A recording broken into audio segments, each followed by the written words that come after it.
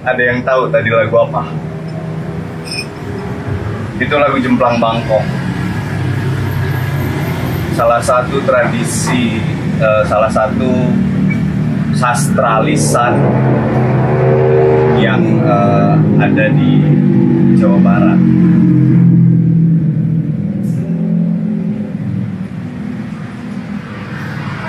Dan bentuknya seperti puisi.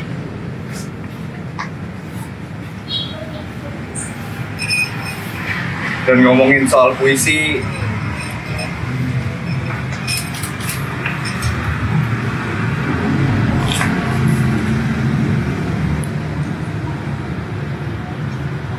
sebenarnya perkenalan saya dengan puisi itu cukup pragmatis, karena saya adalah seorang pembaca puisi yang hanya membaca puisi saat gelombang.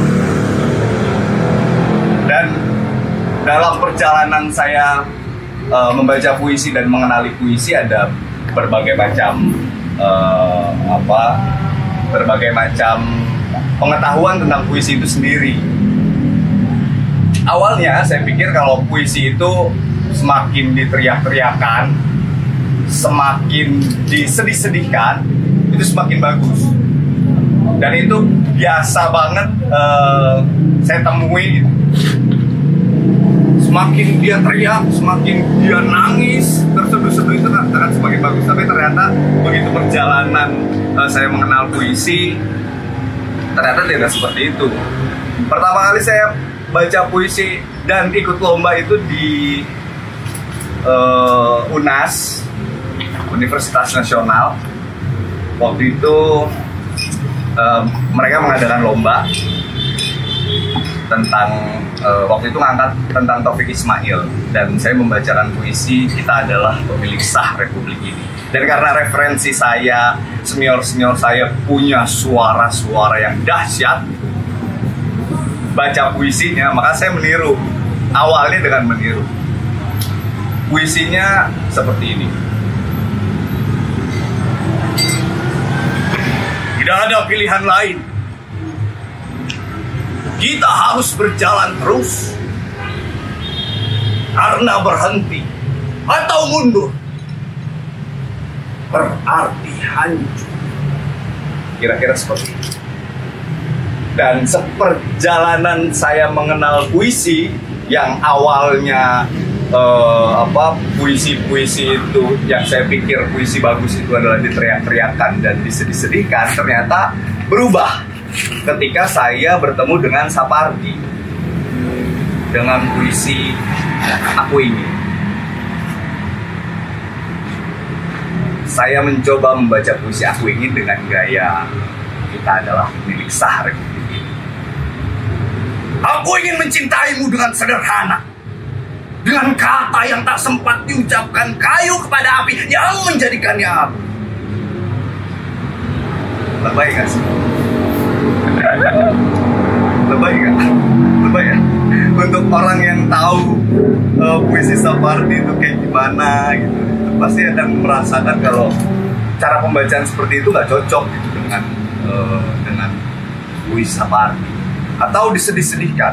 Aku ingin mencintaimu dengan sederhana, dengan kata yang tak sempat diucapkan, kayu kepada api yang menjadikannya api. Baik gak sih? Kalau menurut gue baik gitu. Karena memang pas ngerasain lagi dan ngebaca lagi puisi-puisinya Sapardi yang lain, kayaknya lebay banget ya kayak gitu.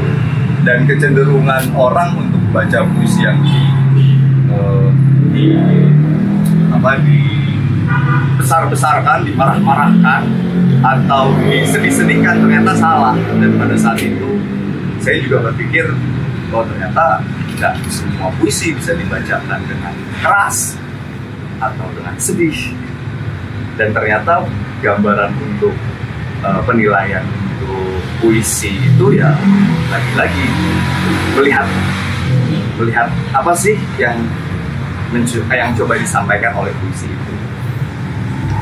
Nah sebenarnya ini pun juga bukan pertunjukan gitu, karena memang saya cuma mau bercerita tentang perjalanan saya mengenal puisi, terlepas dari awalan tadi ada ya coba dan segala macam itu biar jadi eye-catching aja.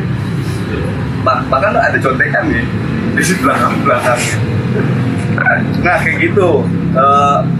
Jadi saya berpikir kalau baca puisi itu ternyata bukan pada bentuknya, bukan pada seberapa besar suara kita atau seberapa sedih diri kita, bukan, tapi balik lagi ke puisi itu menceritakan tentang apa, balik lagi ke interpretasi terhadap puisi itu seperti apa, dan coba itu yang disampaikan, rasa itu yang disampaikan sama pendengar atau sama diri sendiri juga.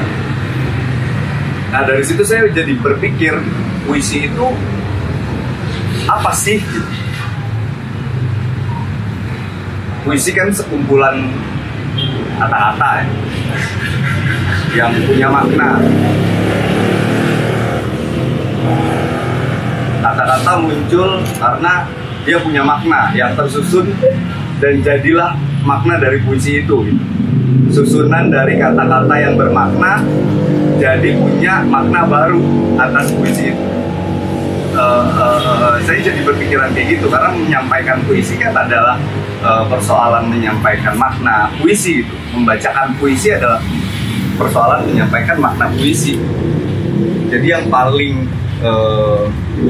paling mendasar dari membaca puisi adalah tahu dulu makna dari puisi itu. Kayak gitu.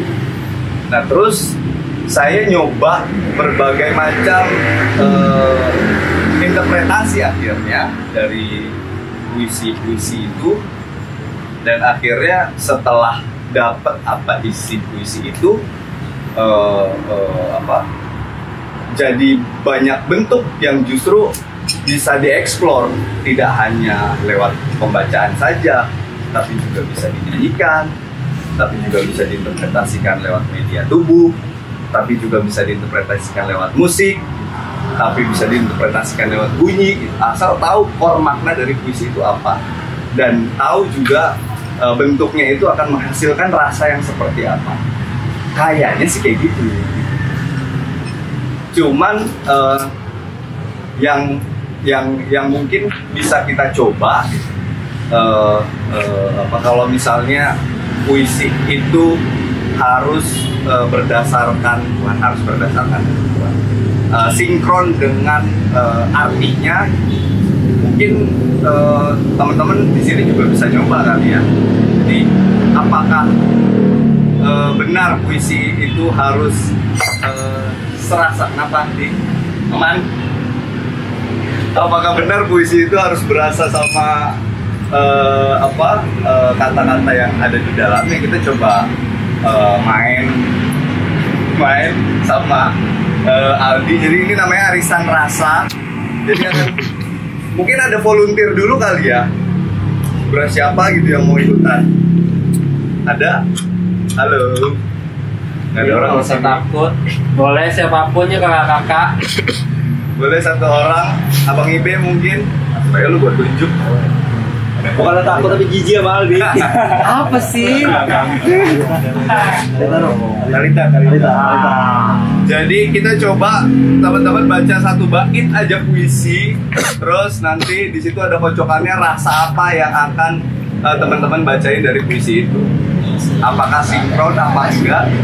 Apakah cocok apa enggak gitu dengan puisi itu bisa nanti kita coba rasanya tuh pas apa enggak.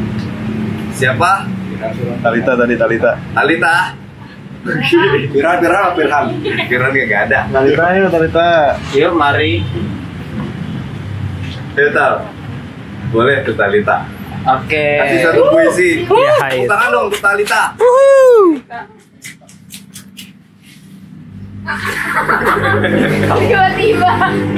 Tiba-tiba nggak ada Oke, ini cahaya. ada beberapa bait. Oh, dapat. Bisa dipilih atau Talita mau Pilih. pilih. Gelapnya. Oke, udah dapat. Nah, terus ini aku akan kocok ya, kocok. Isinya ada Ada 3. sebuah rasa ya. Ada rasa. Oke, Sebuah rasa. boleh dicicip. Ya, silakan dibuka.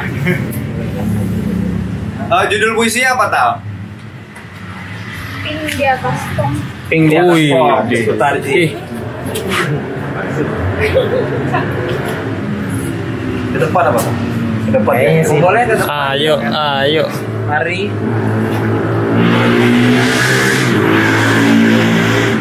Ini aku banget ya. Boleh sini aja. Masih kelihatan. Dapat rasanya apa? Marah pakai banget. Ada pakai banget. Bisa lah. Sering marah-marah ya.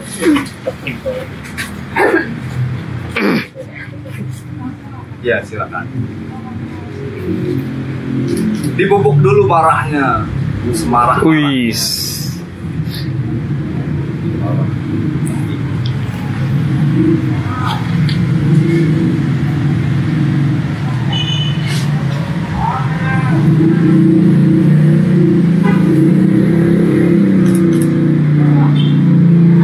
Tidak put. Kita nungguin dibaca sambil marah banget. Wis.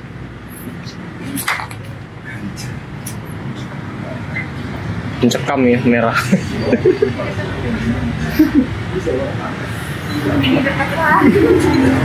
Yuk bisa yuk. Pilihan keluar.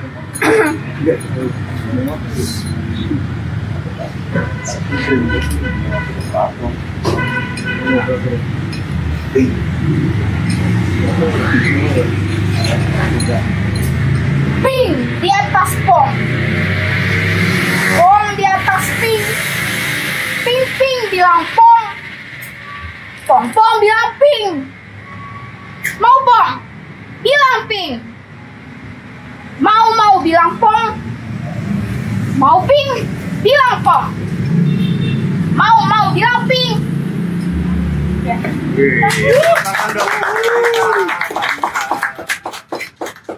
itu salah satu contoh puisinya Sutarji, judulnya Shanghai. Ping di atas pong di atas ping bilang pong, mau pong, mau ping. Tadi Talita dapat rasanya itu Marah. rasa marah. Tapi sebenarnya apa sih yang dimaksud Sutarji dari puisi Shanghai itu? Sebenarnya ini balik lagi ke interpretasi. Sebelum kita baca puisi, kita harus tahu sebenarnya puisi ini menceritakan tentang apa sih. Awalnya saya juga salah karena menginterpretasikan Shanghai ini kematian awalnya. Terus pakai jubah orang vampir, terus ping di atas bom di atas ping. Karena saya taunya ini jenisnya mantra, makanya digituin. Tapi ternyata sesederhana Sutarji saat itu sedang berada di tengah-tengah orang yang berbahasa Tionghoa. Jadi dia bilang saat itu dia berada di tengah-tengah orang-orang yang ngomongnya xiangxing xiangxiang xiangxing xiangxing xiangxiang xiangxiang kayak gitu. Ternyata makanya di sini judulnya Shanghai. Mungkin saat itu Sutarji sedang ada di Shanghai. Makanya bacanya pun gitu. Ping di atas pong di atas ping bilang pong bilang ping bilang ping mau bilang pong, mau ping bilang pong, mau bilang ping ya gitu jadi nang gitu. Dan di akhirnya sembilu jarakmu merancap nyaring. Nah, dari situ kita tahu bahwa ternyata kata itu juga nggak ada makna. Ping bilang pong bilang ping, apakah itu kata yang bermakna? Tapi dari suara kita tahu dan dari penjelasan kita tahu kalau itu maknanya kayak gitu. Seperti menggambarkan kerancuan yang ada di sekitar, dan di akhir dia bilang sembilu jarakmu merancap nyaring. Kayak rasa asing di sekitaran semua orang yang ngomong yang ya, jadinya gue menginterpretasikan ke situ. Apakah benar? Ya nggak tahu juga. Nanti silakan cari sama-sama. Nah, dari puisi itu jadinya banyak hal yang bisa dieksplor dan bisa diinterpretasiin gitu lewat sebuah puisi. Ada satu juga puisinya Hairil Anwar, judulnya Cinta Muncul di Pulau, dan itu coba nyanyiin, coba nyanyiin karena memang ini diadaptasi ke seriosa. Bentuknya kira-kira kayak begini. Waktu itu pernah di pentas juga di Bandung. Kayaknya si Willy nonton tuh kayaknya. Masuk. Kira-kira begini. Silakan Mas Torik.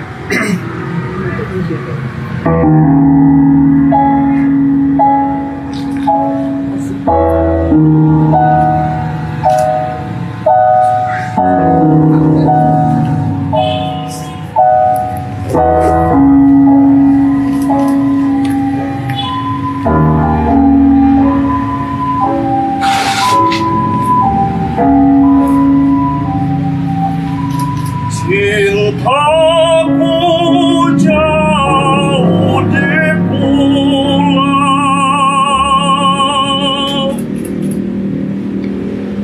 gadis manis sekarang iseng sendiri. Perahu melancar, bulan memancar. Di leher ku kalungkan oleh-oleh buat si pacar. Angin membantu laut tenang, tapi terasa aku tidak akan sampai padanya.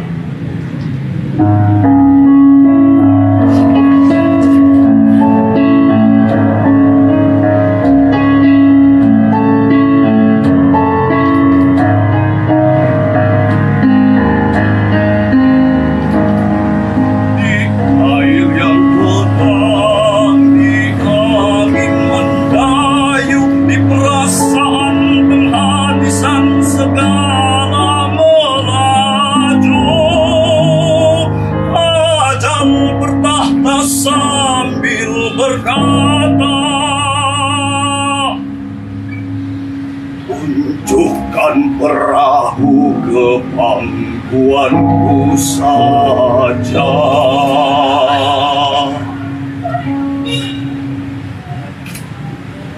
Amboi, jalan sudah bertahun ku tempuh, perahu yang bersama kan merapuh. Mengapa ajal memanggil dulu? Sebelum sempat berpeluk dengan cintamu.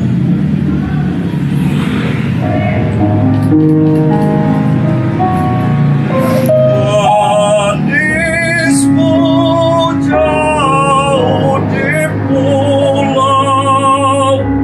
kalau ku mati, dia mati iseng sendiri.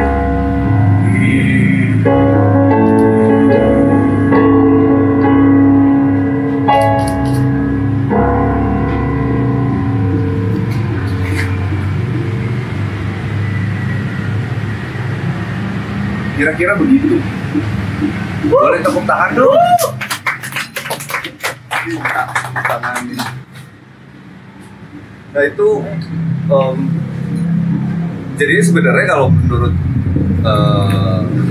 gue tuh baca puisi ya balik lagi ke apa sih yang puisi itu mau, apa sih yang puisi itu kehendaki. Kayak misalnya Sutarji dengan caranya seperti itu, kita ternyata seperti itu. Terus Hairil Cinta Tujuh di Pulau tentang kerinduan seorang kekasih kepada kekasihnya yang ada di seberang pulau. Pada akhirnya dia tidak sampai padanya karena kekasihnya belum mati. Dan sepertinya menarik kalau misalnya disampaikan dengan cara-cara hal lain yang bisa disampaikan selain dengan hanya dengan membaca. Dan karena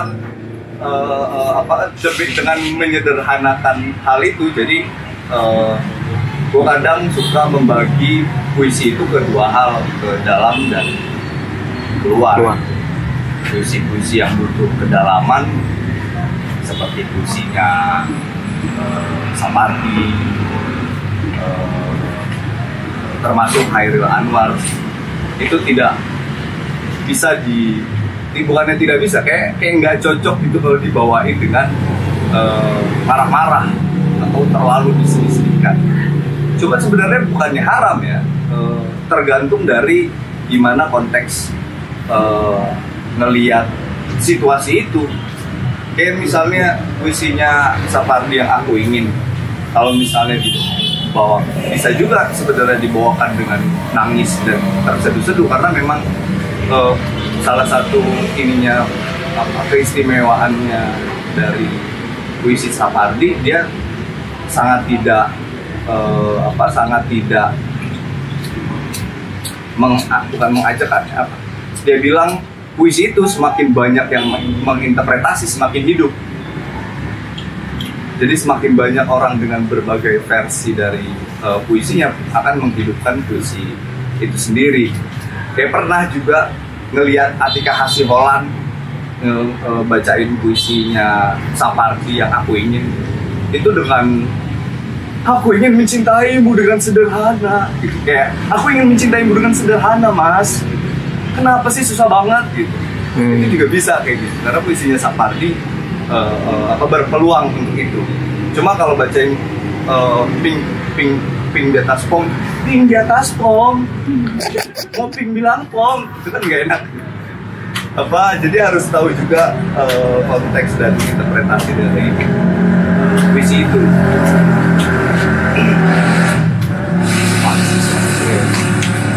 Nah itu, terus ada lagi sebenarnya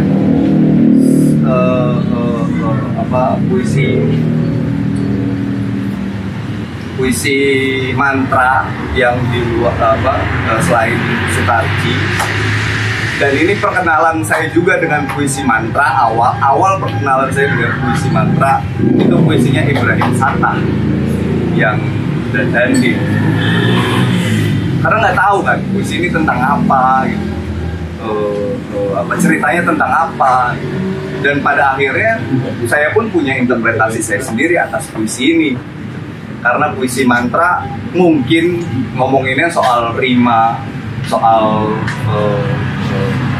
tempo, soal rasa mistis gitu kalau misalnya mantra. Makanya kata-kata yang ada di dalam mantra ini seperti punya makna sendiri dari tergantung siapa yang membawakannya. Karena saya bawain ini itu dengan mistis, kira-kira kayak gini. Tapi nanti di penjelasan di akhir ada juga yang membawakan ini dengan seperti bermain-main.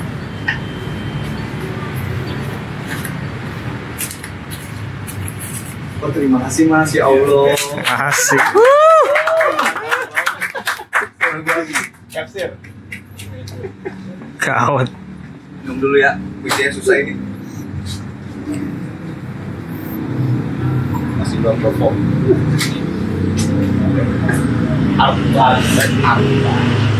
Dan Dandin.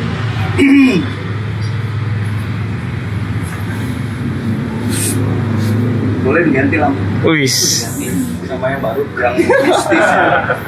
Merah, awal merah terus apa? Ping. Wis.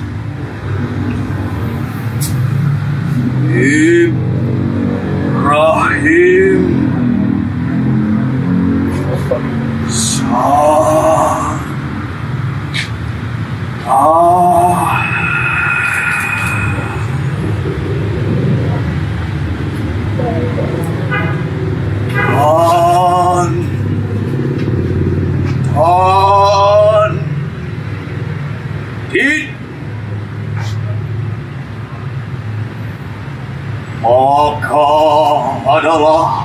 pasir, maka adalah batu, adalah bayang, adalah air, dan ini, dan itu, dan engkau, dan aku, dan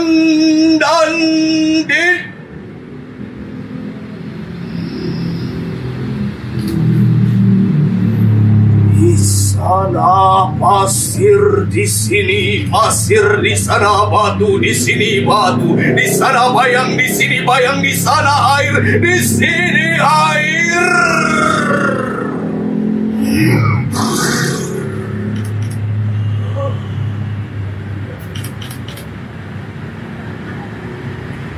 Siapa itu?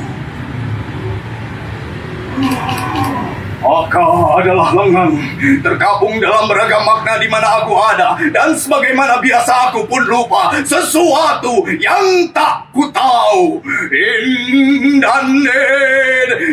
the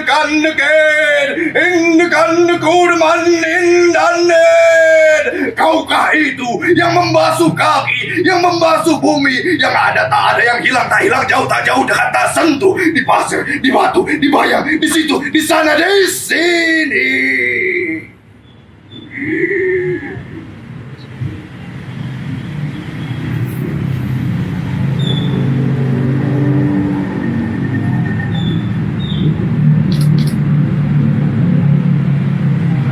Di mana aku?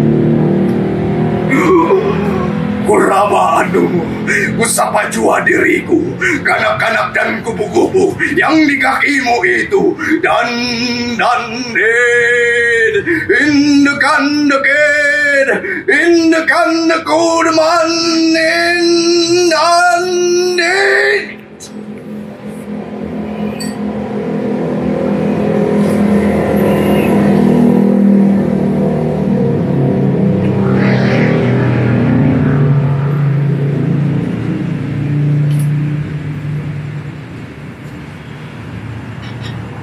kira-kira kayak gitu.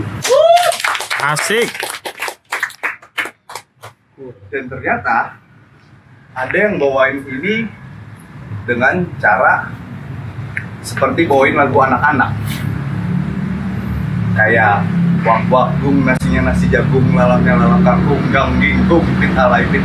Kita juga termasuk mantra. Dan apakah itu puisi? Bisa ngejawab nih ahlinya. Mungkin. Dan iya mungkin itu juga salah satu bentuk karya sastra. Sampai bentar. Udah bilang capek. Sempat dulu boleh. Maaf senior.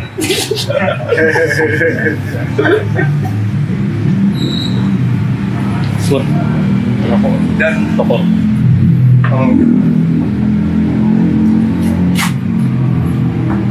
karena baca apa? Mungkin menurut sepanjang sepengetahuan saya tentang baca puisi adalah tentang menyampaikan makna. Jadinya saya malah berpikir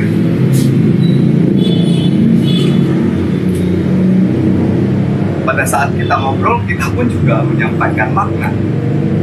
Apakah obrolan kita juga bisa dikatakan sebagai puisi? Mungkin, nggak tahu juga sih. Jadi mikirnya ke situ gitu. Lalu kalau setiap hal yang kita omongin itu adalah puisi, puisi itu apa? Apa istimewanya puisi menjadi puisi? Kalau misalnya kata-kata yang kita obrolin mempunyai makna dan itu adalah puisi, nggak tahu, nggak ngerti. Tapi daripada ke situ, ini interpretasi lagi, interpretasi atas sebuah puisi. Tunggu, dia bikin sampai juga. Tapi karena kali ini mencoba menginterpretasikan puisi lewat tubuh. Makanya tunggu dulu. Sebentar.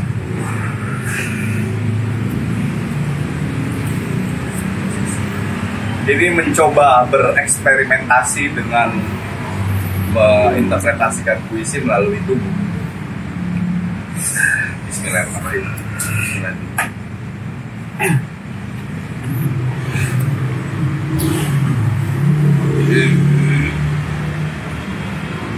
Boleh.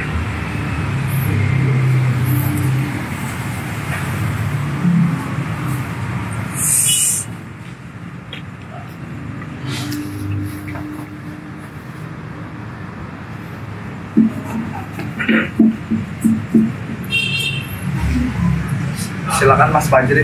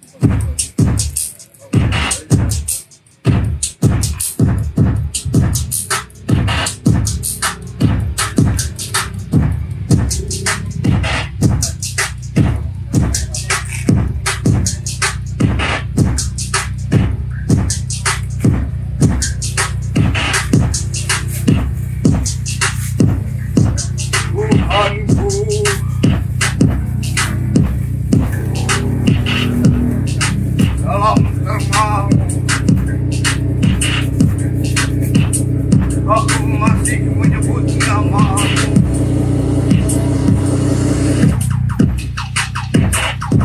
Biarlah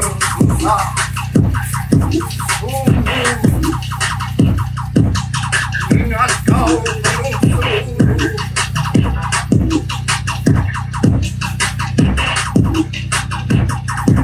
Tuhanku.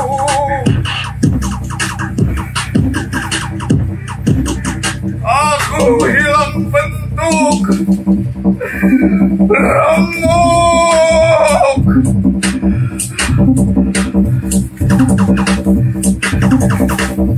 Tuhanku,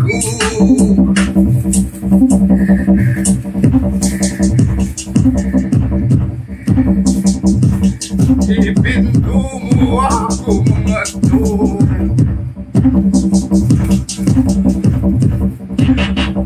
Aku tidak bisa berpaling.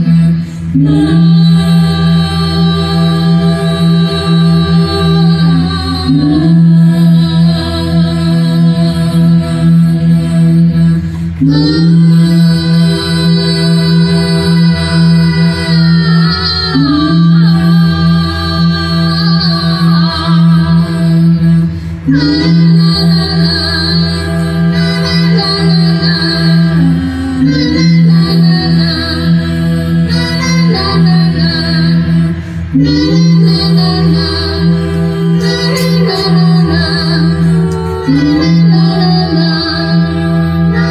la la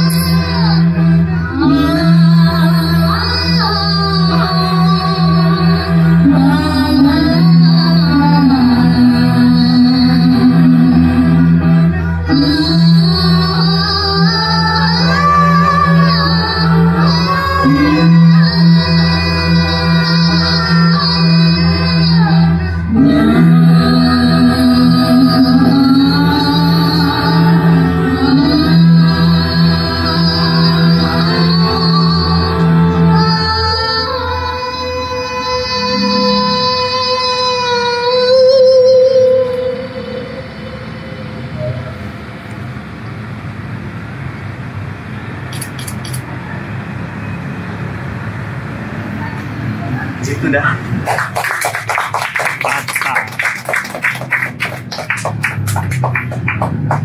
Ini interpretasi saya atas puisinya Hairil Anwar.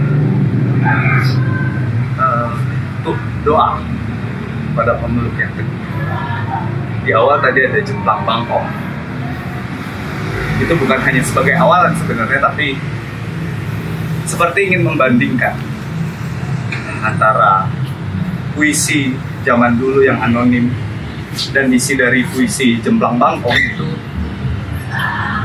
isinya sangat terikat dengan alam, sangat harmonis karena dia dan sangat tasawuf, apa ya, sufi, apa ya, itu dah pokoknya. Dan isinya nasihat-nasihat. Sepertinya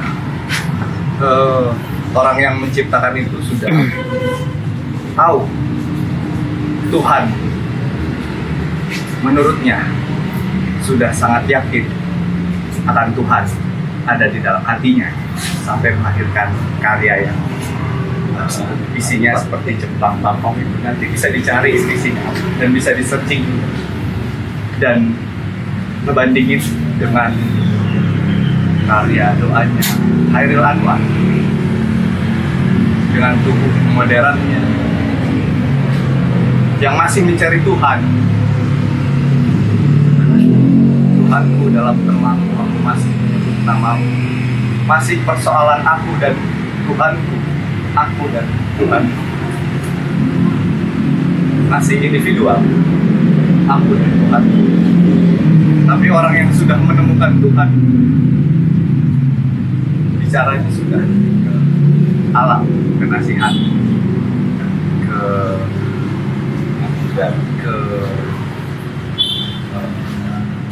inti kehidupan.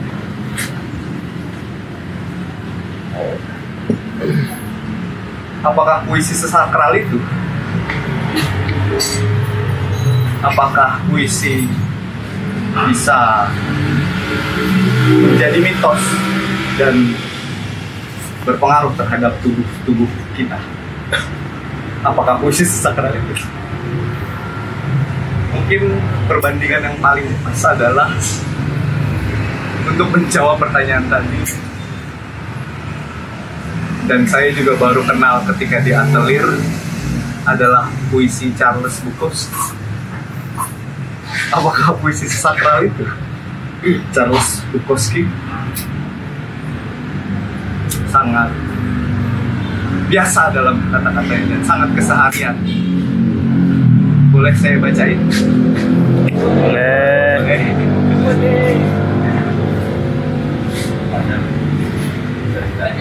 Mana ya?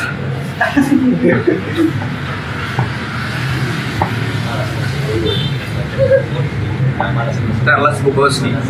Ini nggak tahu ya. Ini masuk ke puisi yang dalam apa luar? Kayaknya luar ya. Tapi luar bukan yang marah-marah. Kalau mau dikedalemin pun puisinya nggak dalam-dalam banget. Nah, tuh cakep tuh keluar dalam, keluar masuk ya mas. Karena puisinya memang ngerasanya secair itu, seperti percakapan. Boleh gue bacain? Tanya lagi. Yang belum pernah dengerin Charles Bukowski dan kaget ya. Baca itu dong. Penerjemahan. Coba kalau misalnya bacain Charles Bukowski pakai gaya gua tuh perhatian, enak. Oke.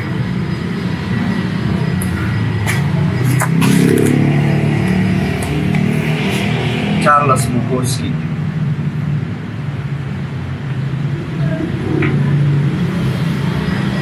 Sekali.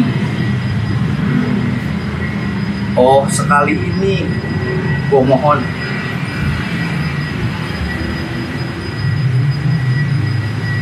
Gua tuh perhatian sama lu, Beb. Gua cinta sama lu. Itu satu-satunya alasan kenapa gua ngentotin si L. Karena lu ngentotin si Z. Habis itu gua ngentotin si R. Karena lu ngentotin si N. Dan sebab lu ngentotin si N, makanya gua ngentotin si Y. Tapi gua mikirin lu.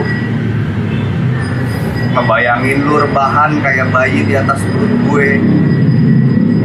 Kan tetap cinta. Terserah kapan kita sekarang. Gua seneng aja kalau istilahnya begitu. Lantas waktu lu ngentotin si C dan sebelum gua bertingkah, lu duluan ngentotin si W. Makanya gua ngentotin si D. Tapi gua kepingin lu ngerti. Gua cintanya sama lu doang.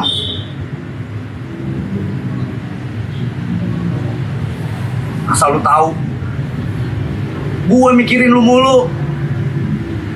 Kayaknya cinta gue ke orang lain gak pernah selebay ini, Beb. Buk. Udah. Ini ada penerjemahnya di sebelah sana yang lagi ngerekamin saya. Jadi pertanyaannya, apakah puisi harus sesakral itu dan dibawa seberat itu? Tapi apakah juga harus seringan itu? Itu pasti pertanyaan yang belum bisa saya jawab juga. Karena ya lagi-lagi panjang proses, saya masih terus belajar buat baca puisi sesuai dengan konteks dan itu. Nggak tahu ya jawabannya apa, bisa dicari sendiri lah ya. Soal puisi itu mau. Cuman yang bikin heran adalah ketika saya ngejuri, mungkin sistem pendidikan kita yang, atau juga di sini kan juga banyak nih calon-calon pengajar bahasa Indonesia ya, karena dari WJ mungkin bisa tuh membenahi, karena setiap kali ngejuri baik di SD, SMP, SMA selalu gaya bacanya kayak gitu, dimarah-marahkan atau disedih-sedihkan, padahal puisinya mengenai dan resah sebenarnya kenapa begini terus-terusan dan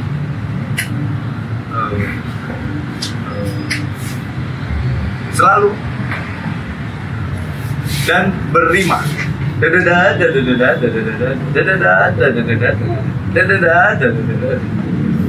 Kalau begitu disebut puisi, berarti peringatan merokok juga bisa jadi puisi kalau kata Mas Indro. Merokok dapat menyebabkan kanker, gangguan kehamilan, dan impotensi. Itu mending kalau bacanya gitu. Tapi kalau bacanya sambil disedih-sedihkan, merokok dapat menyebabkan, dan aneh banget.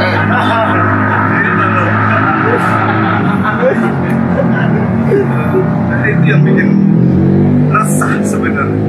Kenapa baca puisi harus dimarah-marahkan atau disedih-sedihkan? Kenapa nggak mendalami isi puisi itu sendiri tentang apa? Begitu. Dan apa ya? Gue contek ya. Ya. Sebenarnya itu sih. Harusnya tadi tuh udah selesai tuh yang gue begini. Cuman ternyata banyak yang belum diomongin karena kelewat. Karena jujur aja, gue belum pernah latihan ini on the spot. Jadi cuman ngeliat ini doang.